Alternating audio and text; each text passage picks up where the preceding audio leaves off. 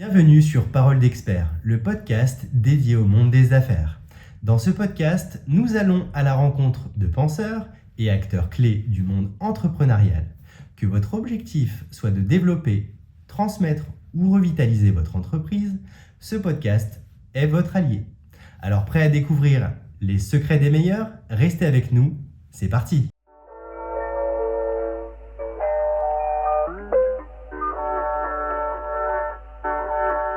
Bonjour Pierre. Bonjour Fred. Comment tu vas? Bah écoute, ça va super. Bon, super. On est là, je t'ai invité sur notre podcast parce que tu as une spécialité, un truc bien particulier qui peut servir à nos clients entreprises. Donc les gens qui écoutent le podcast, c'est des patrons de boîte ou c'est des gens qui gravitent autour des fonctions finance.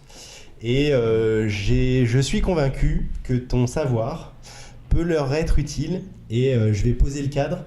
On a des entreprises en France qui vont à l'international, mais parfois qui s'en empêchent pour des raisons de complexité et des raisons de frais. Et précisément, quand on est à l'international, que ce soit pour le sourcing des matières premières ou des produits finis, ou que ce soit à l'export, on a toujours un sujet devise parce que, on le sait, dans le commerce international, on fait pas mal de dollars, mais il y a aussi des devises un peu plus exotiques. Et ça peut changer la rentabilité d'une opération, d'une boîte dans sa globalité, si on ne fait pas gaffe à ça. Tout à fait. C'est ça, hein? Ouais, c'est exactement ça. Donc toi, tu fais ce métier de sales en devise depuis un certain nombre d'années. Ouais, à peu près 10 ans, c'est ça. 10 ans, donc c'est pour situer de où tu parles. Ouais. J'ai l'habitude de parler justement avec les dirigeants d'entreprise, les DAF, les CEO, les trésoriers, les experts comptables, etc. Qui sont tes clients? Qui sont mes clients, bien sûr. Mais c'est un sujet qui est souvent mal adressé à ces personnes-là. Et donc du coup, forcément, ça leur fait un petit peu peur. C'est pris un petit peu comme, j'ai coutume de le dire, comme la 5e roue du carrosse, en fait, où ils ne s'aperçoivent pas qu'il y a des opportunités et des optimisations à faire sur ce sujet qui est plus globalement le risque de change. Donc donc pour discuter du risque de change, qu'est-ce que c'est le risque de change? C'est tout simplement le fait d'acheter ou de vendre un bien ou un service dans une autre devise que la devise locale. Donc par exemple, un dirigeant d'entreprise qui achète des matières premières en Chine, il va payer ses matières premières en dollars ou en yuan. Et donc du coup, il y a un risque de change entre le moment où il va passer la commande et le moment où il va recevoir sa marchandise. C'est ça. Donc lui, il pense avoir une marge quand il fait une opération. Et puis la devise, le cours d'une devise fluctue à la hausse ou à la baisse. Alors des fois c'est une bonne nouvelle, des fois c'est une mauvaise nouvelle. Finalement la rentabilité de l'opération n'est pas la même. Et ça c'est un vrai sujet parce que quand on fait du pricing, quand on vend un produit ou un service, la marge finale, on aime bien la connaître à l'avance. C'est exactement ça. Surtout qu'en plus, il y a plusieurs impacts. On l'a vu là justement avec le post-Covid, avec le prix des matières premières qui ont augmenté, l'inflation, le prix des transports et également les fluctuations sur le marché des changes. Voilà. Pour te donner un petit ordre d'idée, ce qui s'est passé avec la guerre en Ukraine, on était sur un cours de l'euro-dollar en février 2022 au moment de la guerre qui était à 1,16 et en septembre 2022, l'euro-dollar a baissé à 0,95. Ah oui, donc ça c'est un retournement ça. Voilà, donc ça c'est un vrai retournement, donc à peu près 17% d'écart entre les deux. Donc ça veut dire potentiellement, si on ne s'est pas couvert contre le risque de change, on avait une marge qui s'est dégradée de environ 17%.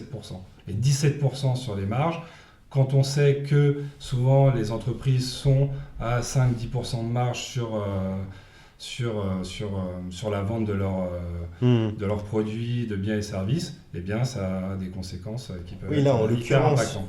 En l'occurrence, une marge de 10 points et un cours qui impacte ta marge de 17%, ça transforme un gain en une perte, on est d'accord? C'est exactement ça. Ouais, donc c'est pas anecdotique. Donc une perte de 15%, c'est quand même énorme pour une entreprise. Ok, très clair. Sans compter derrière tout ce qui s'est passé et toutes les inflations qu'il y a eu en plus à mettre au crédit de ça. Mais alors, une fois qu'on a dit ça, donc on sait qu'il y a un risque de change, on sait que ça impacte notre marge, on ne sait pas dans quelle mesure et avec quel calendrier, à moins d'avoir une boule de cristal qui fonctionne, mais ça, j'en ai pas encore trouvé, moi. Ça n'existe pas. C'est ce qu'on a tendance à dire justement aux clients que j'accompagne, aux directeurs financiers et chefs d'entreprise, c'est qu'on n'a pas de boule de cristal. C'est ça. Donc on ne peut pas savoir si, par exemple, on va prendre un exemple simple sur l'euro-dollar, on ne peut pas savoir si dans 30 jours, 60, 90 jours, 1 an, si l'euro-dollar va monter, si l'euro-dollar va baisser. Donc qu'est-ce qu'il faut faire à ce moment-là?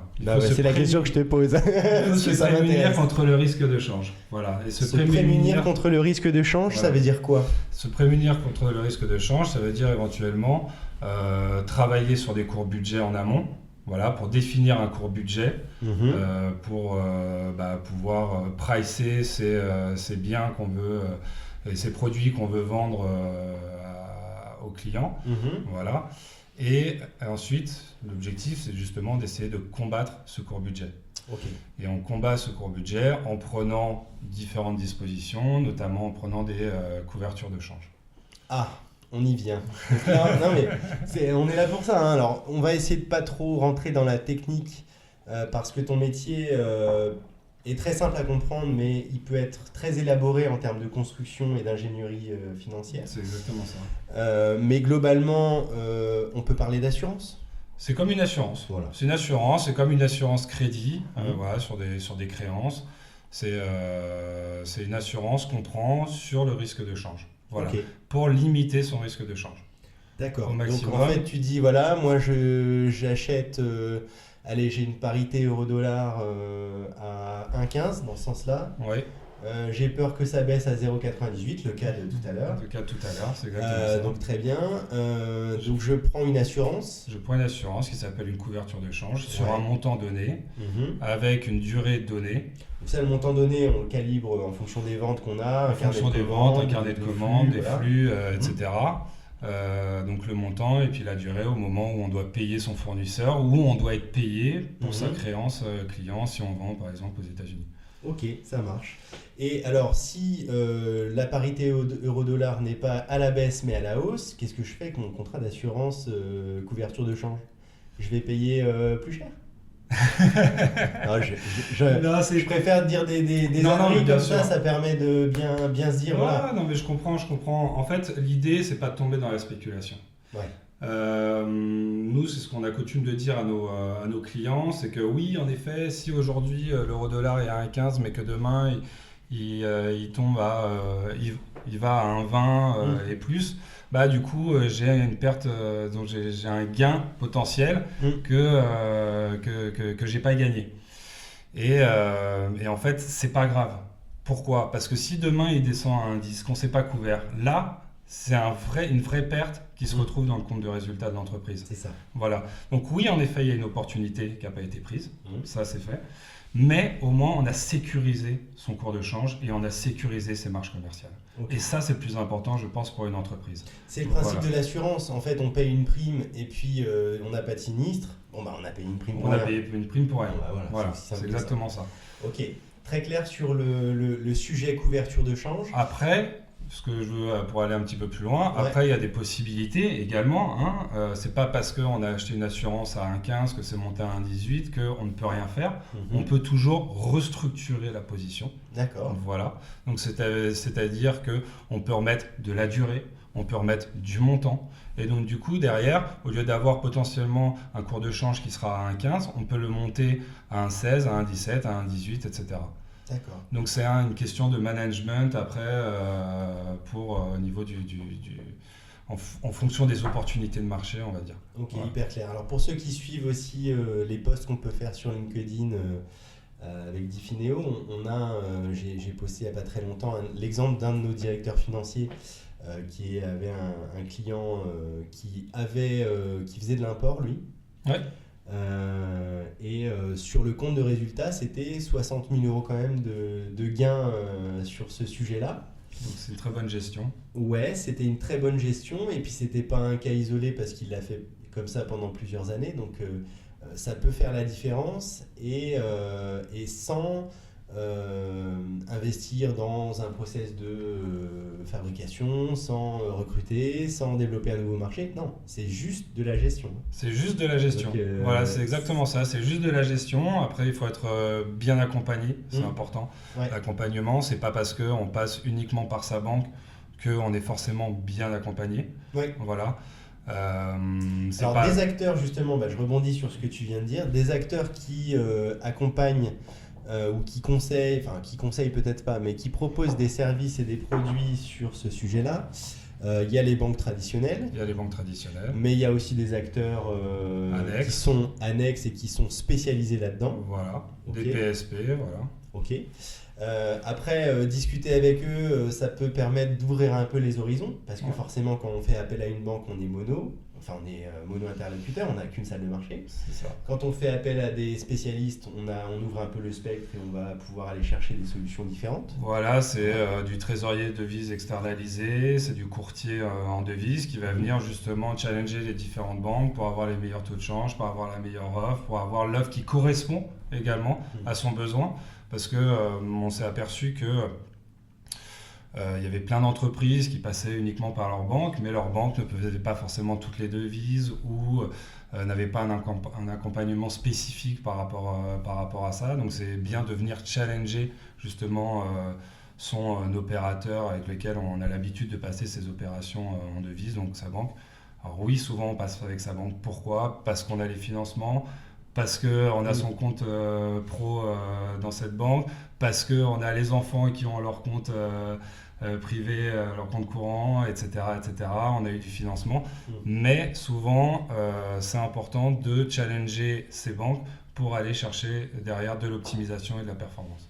Alors moi, sur ce sujet, je dirais que c'est un peu comme... alors nous, on adresse les PME, les boîtes qui font entre 2 et 50 millions d'euros de chiffre d'affaires. C'est notre cœur de clientèle, en tout cas sur la direction financière externalisée. On a tendance à dire qu'il faut à minima 2 banques pour pouvoir justement les challenger l'une et l'autre sur les financements. Ouais. C'est vrai aussi sur le sujet de la devise. Bien sûr. Mais là, moi, ce que je voudrais qu'on mette en lumière, c'est que voilà, il existe pour nos clients une alternative qui n'est pas bancaire. Non, de base, qui n'est pas bancaire. Et qui est spécialisée. Donc moi, j'ai tendance à penser que dans tous les métiers d'ailleurs, c'est mieux de faire appel à quelqu'un qui est expert dans son domaine. Bien sûr.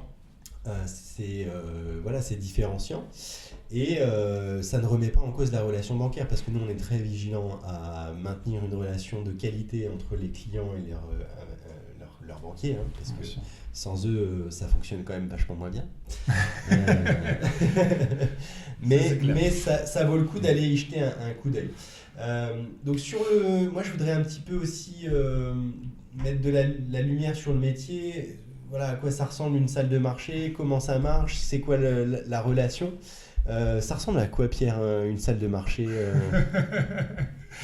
Une salle des marchés, c'est une salle où il y a des traders. Alors oui, on va appeler ça des traders. Bon, ils ne sont pas là pour spéculer sur les marchés, vu qu'ils travaillent directement avec les entreprises. Donc, ils sont là pour prendre des positions ils passent des ordres. Marchés.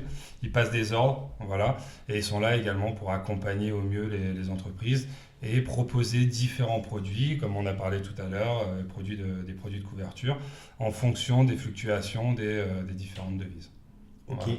Ça marche. Donc, toi, tu as vu pas mal de choses en 10 ans, forcément, entre les clients et la salle de marché. C'est pas c'est pas ton métier de faire du conseil, parce que ça veut dire que tu orienterais un client sur une position plutôt qu'une autre. Et ça, j'ai cru comprendre que dans la déontologie de ton métier, c'était quelque chose qui n'était pas possible. Non, on n'est pas possible parce que en fait, ça demande d'être conseiller en investissement financier. Oui. Voilà, tout simplement. Donc certification AMF, etc. C'est pas ce qu'ont les banques en règle générale. Les banques, elles sont là pour proposer leurs produits. Elles proposent différents produits. Encore une fois, elles sont là aussi pour, même si elles ne sont pas là pour faire du conseil, elles sont là aussi pour orienter, on va dire. Oui. Plus. Donc, c'est-à-dire qu'elles vont proposer différents produits, les différents produits de couverture, du spot, etc.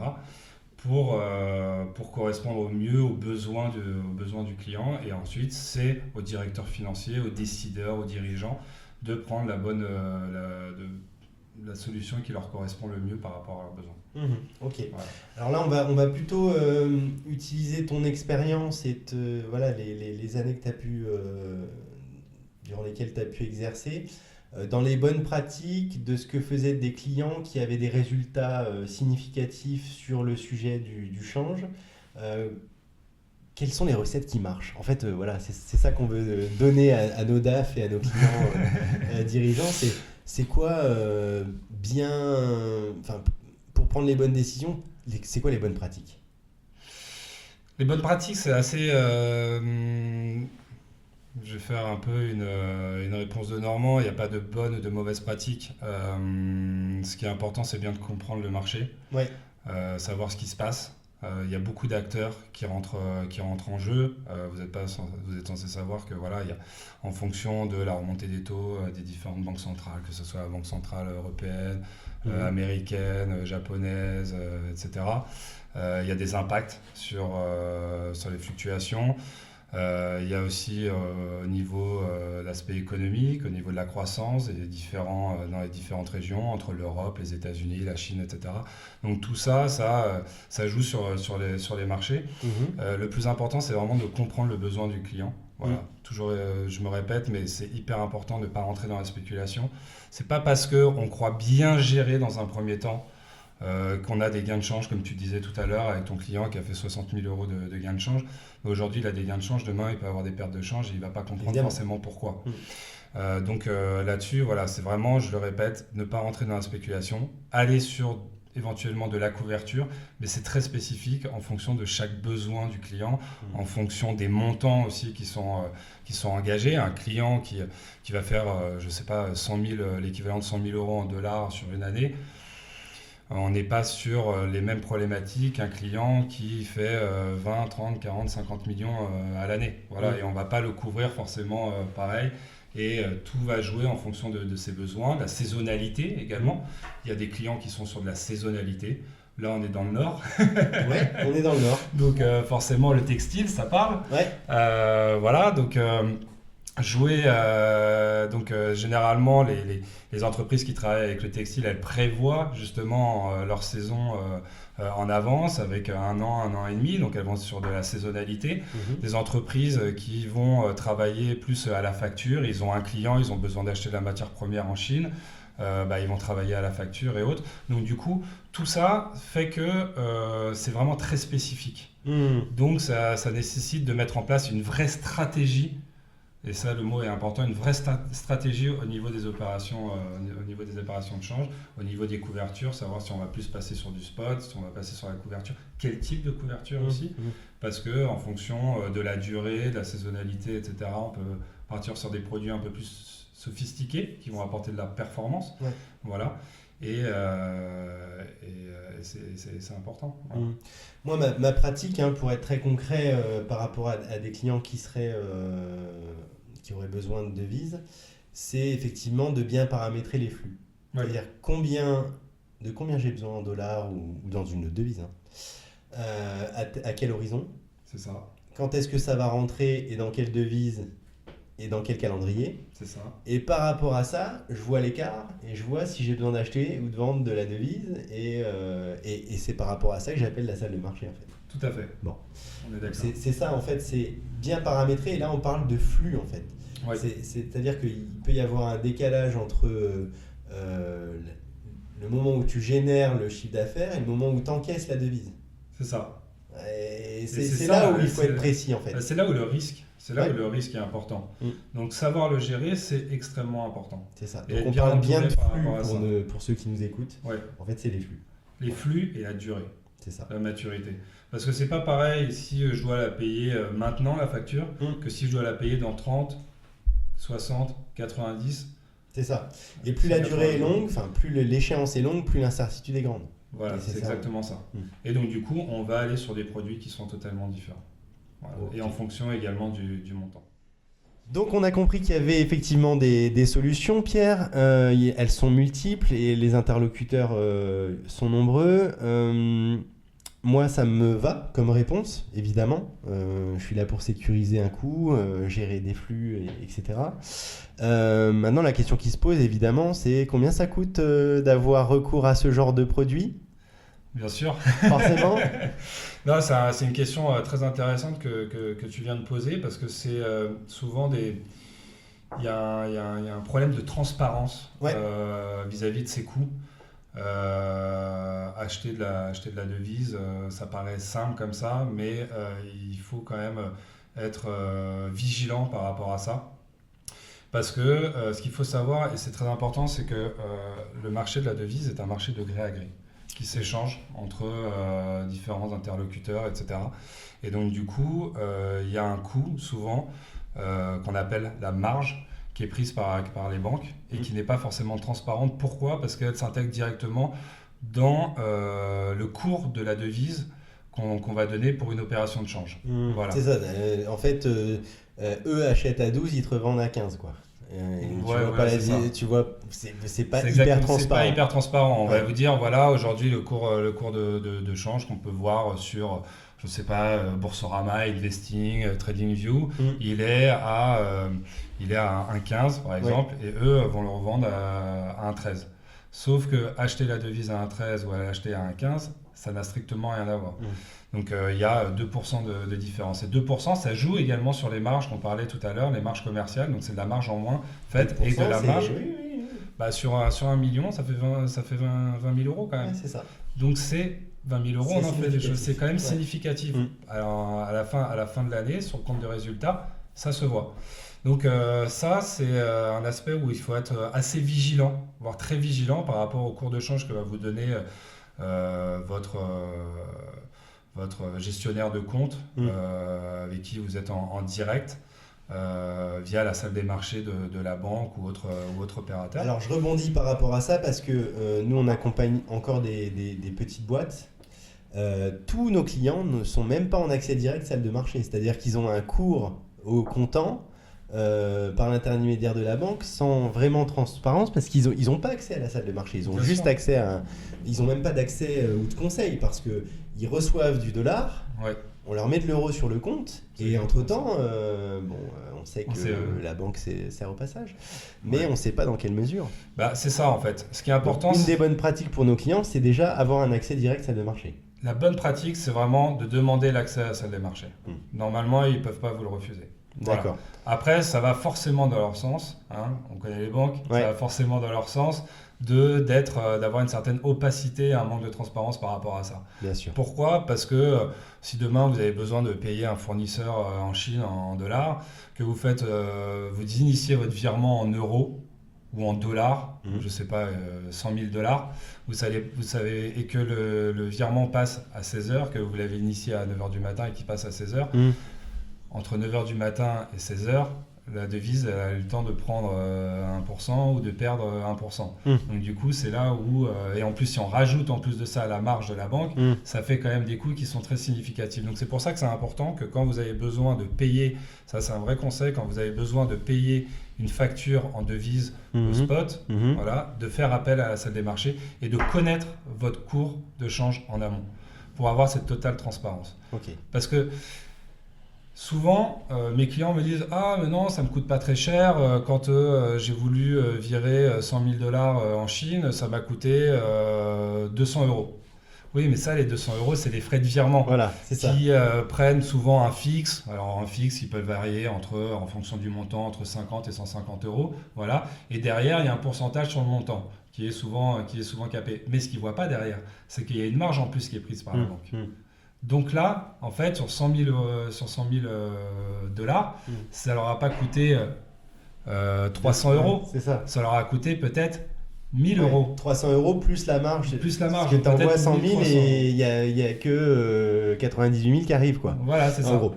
Voilà, c'est ça. C'est exactement ça. Okay. Donc ça, c'est hyper important.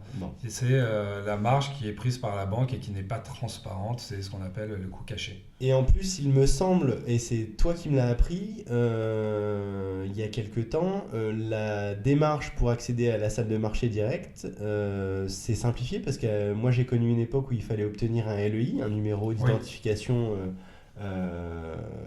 unique. Unique, ouais, voilà, c'est ça, pour pouvoir opérer. C'est plus le cas, il me semble. Oui, c'est plus le cas depuis un peu plus d'un an. Donc il y a moins de freins. Donc il y a moins de freins. Ça vaut le coup de se poser la question. À partir de quel volume de devises tu considères, toi, que il faut avoir un accès direct? À partir de 100 200 000 euros équivalent devises par an, on peut demander un accès à une salle des marchés. Après, en dessous, c'est vrai que j'ai tendance à dire que c'est à la marge. Voilà, je pense qu'après, ça va avoir un coût qui va varier entre peut-être 300, 500 000 euros. Donc, on n'est pas sur des gros montants. Mais c'est bien d'avoir ce cut en tête. Et puis, ce qui est important, c'est aussi de dire aux clients, aux dirigeants de PME, à leurs conseils, qu'il y a aussi des opportunités à aller saisir à l'international pour faire grandir une entreprise, lui permettre de se développer, de générer davantage de chiffre d'affaires. Alors je parle de chiffre d'affaires parce qu'on est sur la devise, mais évidemment on regardera plutôt la marge. Oui. Ça va toujours mieux en le disant. Mais il y a des opportunités qui sont à saisir à l'international, il ne faut pas s'en priver. Et ça, c'est quelque chose que j'ai l'habitude de dire, parce qu'il y a beaucoup d'entreprises qui pourraient très bien exporter ou sourcer ailleurs et qui s'en empêchent parce qu'il y a ce sujet-là. Donc, bien sûr. Il y a moins de freins à l'accès à la salle de marché. Le coût, il est ridicule. Il n'y a plus le LEI. Donc, allons-y. C'est exactement ça. Et quand bien même vous faites partie, entre guillemets, d'une petite banque parce que vous êtes situé dans un endroit où vous avez accès qu'à un gestionnaire de compte, mais qui est le gestionnaire de compte du quartier, on va dire, dans lequel votre siège social est basé. Et donc, du coup, ça remonte pas forcément au siège de la grande banque. Aujourd'hui, il y a des acteurs alternatifs qui permettent justement d'avoir cette transparence sur le change et d'avoir cet accompagnement que n'offre pas forcément votre gestionnaire de compte habituel. Voilà, et donc c'est pour ça aussi que c'est important de challenger. Et ce n'est pas, je le répète, ce n'est pas parce que vous allez voir quelqu'un un autre opérateur que forcément la relation avec votre banque va moins bien se passer. Voilà. Okay. J'ai coutume à dire que la banque, c'est un peu le supermarché. C'est-à-dire que c'est bien parce qu'il y a tout. Il vous apporte du financement, il vous apporte plein de produits, notamment le change, etc. Mais que si vous voulez avoir quelque chose d'un peu plus spécifique, forcément, vous allez, si vous voulez avoir peut-être une meilleure viande, vous allez aller chez le boucher. Si vous voulez avoir un meilleur fromage, un fromage un peu plus spécifique, vous allez aller chez le fromager. Bien sûr. Voilà. Et donc, du coup, il y a des acteurs comme ça, comme sur du financement au niveau pour les entreprises, financement du poste client, etc., qui permettent justement de diversifier ça et de vous apporter justement des opportunités supplémentaires. Ok, hyper clair. Ben, écoute, ça a été un plaisir de te recevoir pour cet échange, partagé. Pierre. J'espère que ça aura intéressé les gens qui nous écoutent. Et puis peut-être saison 2, qui sait, je serais peut-être amené à reparler du sujet de vise. Avec grand plaisir. Merci parce à que toi, Pierre. C'est un sujet hyper intéressant et souvent mal adressé et méconnu des dirigeants d'entreprise où il y a beaucoup d'opportunités à prendre et des optimisations à prendre. Je pense que ça c'est clair. Allez, merci beaucoup. À bientôt. Au revoir.